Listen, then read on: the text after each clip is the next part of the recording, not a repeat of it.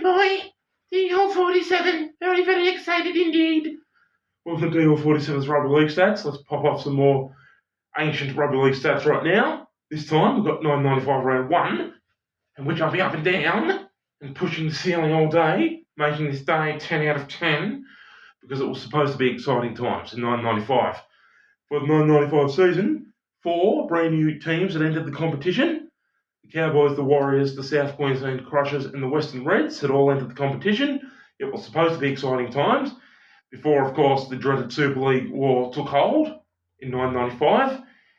And eventually, 2 years later, in 997, we saw the game split with 2 different competitions before we reunited as the NRL in 1998. So it was, but in round 1, the start of the season, it was at least supposed to be exciting times. So just before the storm came, so to speak, just before it all hit the fan, so to speak, 995 round 1, go through those 10 games.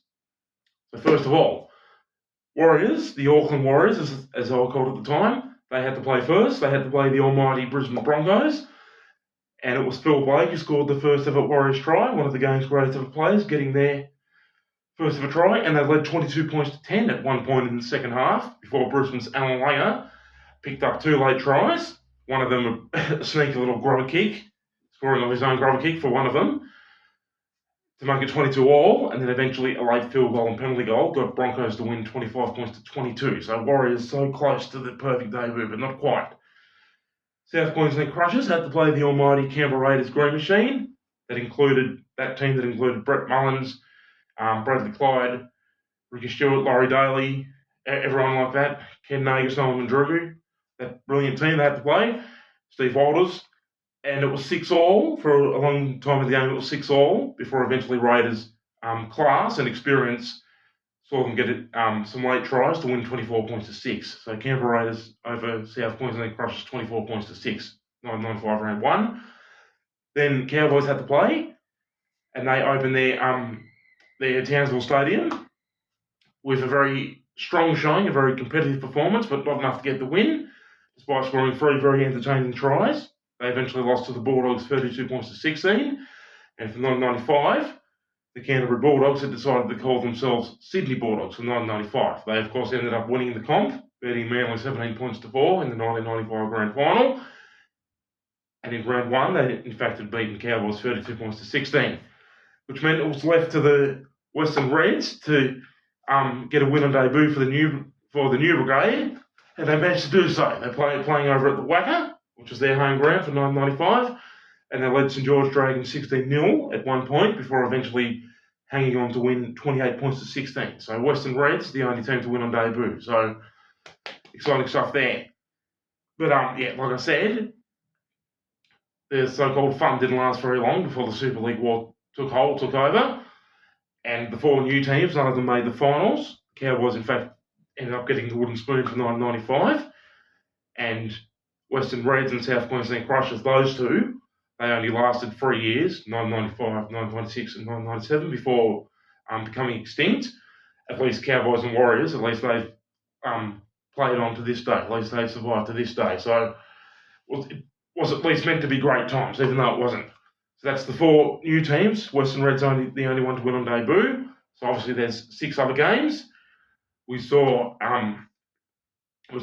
Manly and South at the old Sydney Football Stadium. That was 18 all half time, before eventually Manly kicked away in the second half to win 42 points to 18. And that's the Manly team. They did have a brilliant team at the time, powered by Jeff Tuvey, Cliff Lyons and Steve Menzies, Spud Carroll, Cement Gillespie, Matthew Ridge, everyone like that. The brilliant Manly team they had at the time, winning 42-18 over South. North Sydney Bears had to play Gold Coast Seagulls at Bear Park at North Sydney Oval, and were expected to win comfortably, and did so, 50 points to 10, walloping the hapless Seagulls 50 points to 10, and that's the Gold Coast Seagulls, not the Gold Coast Titans. Back then, it's actually a different incarnation. It's not the same club Titans, just like with a different name. It was actually a different version of Gold Coast, so to speak, and losing to North 50 points to 10, 995 round 1. Out at Penrith Stadium, Penrith had to play Parramatta, and this time it was Penrith who just hung on to win 24 points to 18 over the arch rivals in the Battle of the West. So despite that showing though for Parramatta, despite that competitive showing, they definitely were not competitive for the rest of 1995, eventually finishing in second last, winning just 3 games from 1995. So that was about as good as it got for Parramatta, unfortunately. Eastern Suburbs Roosters and Balmain Tigers, they had both changed their name for the 1995 season. Eastern Suburbs had decided to call themselves the Sydney City Roosters, and Balmain Tigers had decided to change their name to Sydney Tigers and move their home ground from Leichhardt Oval over to Parramatta Stadium. And they struggled throughout 1995, but they did at least get a win on debut. Roosters had led this game 18 points to 2 at half time before Tigers roared back to life in the second half to also win 24 points to 18.